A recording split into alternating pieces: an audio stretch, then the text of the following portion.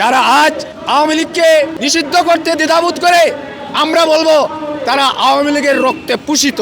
আওয়ামী লীগের কার্যক্রম নিষিদ্ধ করা হয়েছে কিন্তু দলকে নিষিদ্ধ করা হয়নি। আমি বলতে চাই এটা এক ধরনের লুকোচুরি। আমি উপদেষ্টা মণ্ডলীর কাছে একটাই জুলাই যোদ্ধা হিসেবে শাহবাগ মোড় থেকে একটা দাবি উপস্থাপন করতে চাই যে আওয়ামী লীগকে নিষিদ্ধ করা হয়েছে, অর্থাৎ আওয়ামী লীগের কার্যক্রম তো 5 তারিখে নিষিদ্ধ হয়ে গেছে। যে দল দেশ থেকে বিতাড়িত হয় অর্থাৎ পালিয়ে যায় তার কার্যক্রম তো অলরেডি নিষিদ্ধ হয়ে যায়।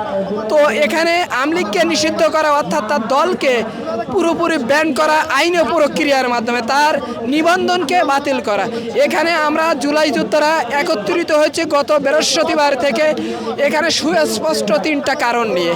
প্রথম কারণ আওয়ামী লীগের নিবন্ধনকে চিরদিনের জন্য নিষিদ্ধ করা হোক।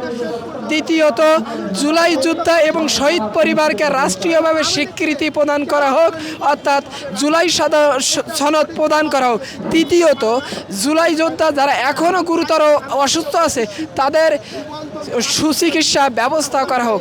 এই 3টা দাবি যতক্ষণ পর্যন্ত আমাদের দাবি আদায় না হচ্ছে, আমরা আমাদের দাবি না আদায় হওয়া পর্যন্ত এখানে কর্মসূচি অব্যাহত থাকবে। আওয়ামী লীগের কার্যক্রম নিষিদ্ধ করা হয়েছে কিন্তু দলকে নিষিদ্ধ করা হয়নি। আমি বলতে চাই এটা এক ধরনের লুকোচুরি। কারণ আমি শিং মাছ খাই না, শিং মাছের ঝোল খাই। আমি শিং মাছ খাই না, শিং মাছের ঝোল খাই, কিন্তু তরকারিটা পাক করা হয়েছে এই পাতিলের মধ্যে।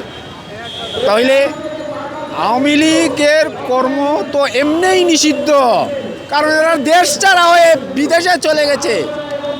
ঘরের বউ যদি আপনার চলে যায় তাহলে ওই ফ্যামিলির কার্যক্রম তো এমনি বন্ধ থাকে।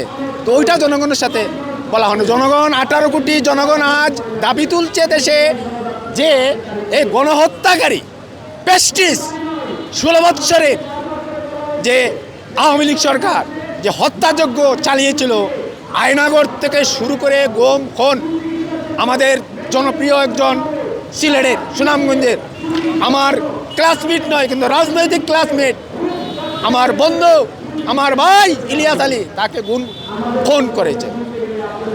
সেই ইলিয়াস আলীকে দেখতে আর পারলাম না। ইলিয়াস আলী কোথায় গুম হলো, কিভাবে হলো তাও জানতে পারলাম না। বিরাট দুঃখ। তবে আওয়ামী লীগের সাথে আমরা যুদ্ধ করে যে জনগণ বাংলার জয়ী হয়েছে এটাই আমরা জয় মনে করি। কিন্তু আজ তালবাহানা করা হচ্ছে আওয়ামী লীগকে নিষিদ্ধ কেন করা হবে। আওয়ামী লীগকে নিষিদ্ধ করার অর্থ হলো এই, যারা 16 বছর দীর্ঘ ক্ষমতায় থাকার পর আরও ক্ষমতায় থাকবে, জনগণের উপর লেলিয়ে পড়ে তারা বিধ্বংসী অস্ত্র নয়, হেলিকপ্টার থেকে শুরু করে সর্ব ধরনের অস্ত্র তারা ব্যবহার করেছে, গরম পানির গাড়ি ব্যবহার করেছে, তারা আত্মঘাতী হামলাও করেছে।